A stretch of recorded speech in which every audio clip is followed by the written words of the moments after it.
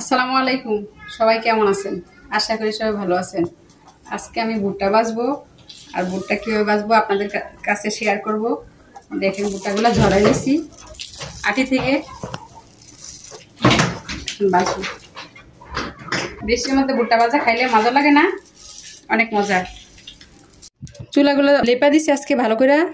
দেখেন দুইটা চুলাই লেপা দিছি, সুন্দর হয়েছে না? আটা লামটিতে লেপছি, আর আমি চুলাটা ধরাই নিছি। এখন ডেগের মধ্যে ভাজবো ভুট্টাগুলা।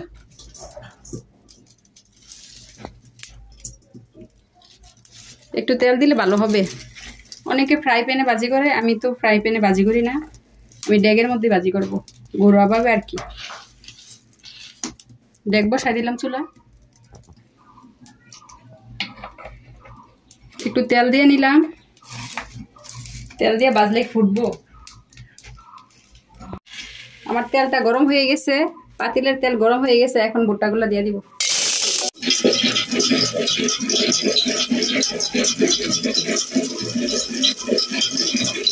জালটা একটু কমাইয়া দেওয়া লাগবো, না হয় পুড়ে দেব।